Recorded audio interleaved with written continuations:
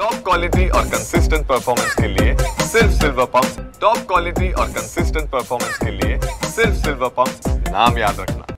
नवी मुंबईत सर्वात मोठी दहीहंडी सुनील स्पोर्ट असोसिएशनची ही मानली जाते। खरं तर विजय चौगुले हे ही दहीहंडी प्रत्येक वर्षी या ऐरोलीमध्ये भव्य साजरी करतात। आपण पाहतोय की असंख्य गोविंदा पथक सध्या या ठिकाणी आलेले आहेत आणि मोठ्या जल्लोषात या ठिकाणी सध्या हजेरी दिली जाते। आपण पाहतोय की सर्वात जी मोठी उंच दहीहंडी ही या ठिकाणी तयार आहे। खरं तर मुंबईतील जे गोविंदा पथक आहे ते देखील या ठिकाणी सध्या हजेरी लावण्यासाठी सध्या येत आहे। आपण पाहतोय की असंख्य गोविंदा पथक, भले पाऊस असेल तरी देखील असंख्य जे गोविंदा पथक आहे या ठिकाणी सध्या येत आहे। आपण पाहतो की काही वेळातच या ठिकाणी गौतमी पाटील देखील हजेरी लावणार आहे व तसेच राज्याचे उपमुख्यमंत्री एकनाथ शिंदे देखील हजेरी लावणार आहेत। आपल्यासोबत आयोजक शिवसेना उपनेते विजय चौगुले जी आहेत। चौगुले जी, खरं तर टीव्ही 9 मध्ये आपलं स्वागत आहे। प्रत्येक वर्षीप्रमाणे यावर्षी देखील सुनील स्पोर्ट असोसिएशन दहीहंडी आपण मोठ्या उत्साहात साजरी करतात, काय भावना? खरं असं एक नवी मुंबईकरांमध्ये एक उत्साह असतो आणि उत्साह दहीहंडीच्या माध्यमातून आणि दहीहंडीला आता वेगळंच महत्त्व माननीय उपमुख्यमंत्री एकनाथजी शिंदे साहेब यांनी प्राप्त करून दिलेलं आहे। त्याच्यामुळे दहीहंडीचा उत्साह भरपूर प्रमाणात वाढलेला आहे। मी आता पाहतोय की मुंबई ठाणा असेल, पण आमचे नवी मुंबईमधलेच गोविंदा पथक एवढे झालेले आहेत की जास्तीत जास्त गोविंदा पथक हे नव्या मुंबईतले जातात आणि स्वतः 7 थर 6 थर 8 थरापर्यंत ते लोक जातात। त्याचा एक अभिमान वाटतो आणि एक लोकांमध्ये उत्साह, हिंदू सण या हिंदू पद्धतीने साजरा व्हायला पाहिजे त्या पद्धतीने तो साजरा होत असतो। प्रत्येक वर्षी आपण वेगवेगळी जी रूपरेषा ती मांडता, यावेळी आपली थीम काय असणार आहे दहीहंडीची?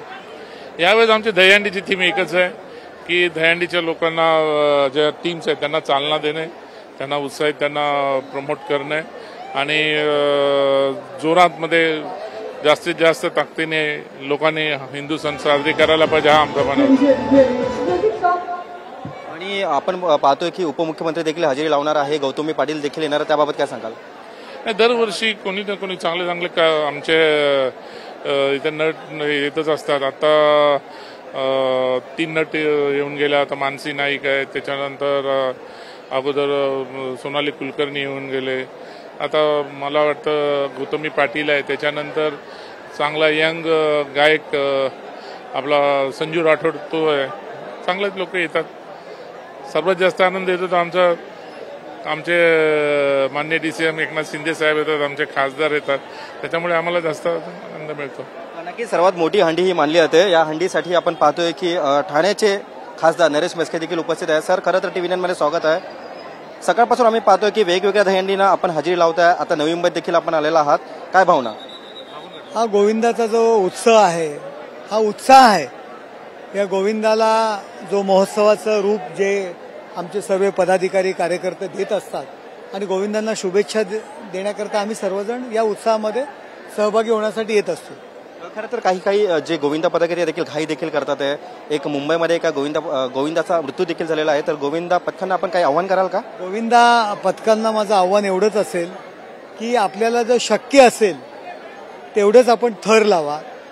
काय असतं की ही जीवघेणी स्पर्धा नको आहे, उत्सवाचं रूप आहे, एक धार्मिकतेचं रूप आहे, परंपरेचं रूप आहे, त्या रूपानेच त्या पद्धतीनेच आपण गोविंदाचे थर लावा, काळजी घ्या, ही फार महत्वाची असते।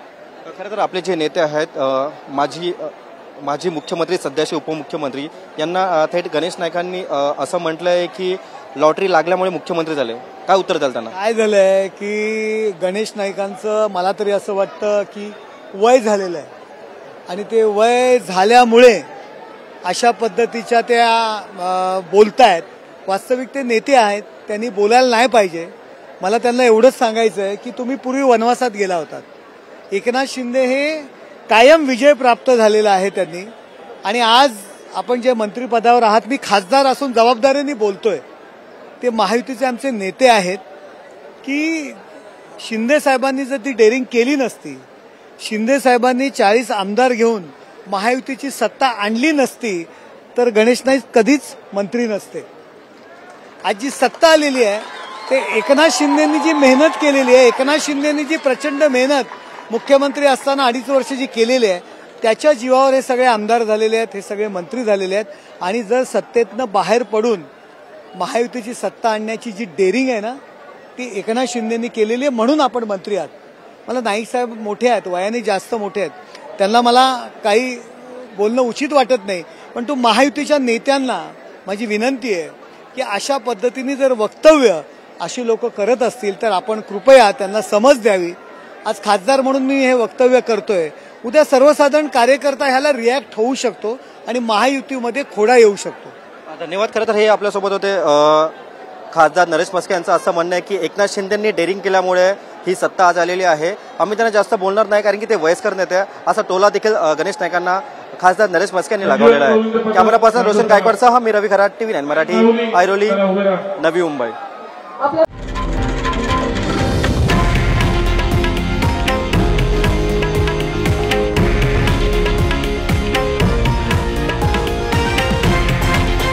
हे आहे देशातील नंबर 1 न्यूज नेटवर्क आणि आपण पाहत आहात TV9 मराठी, एकमेव.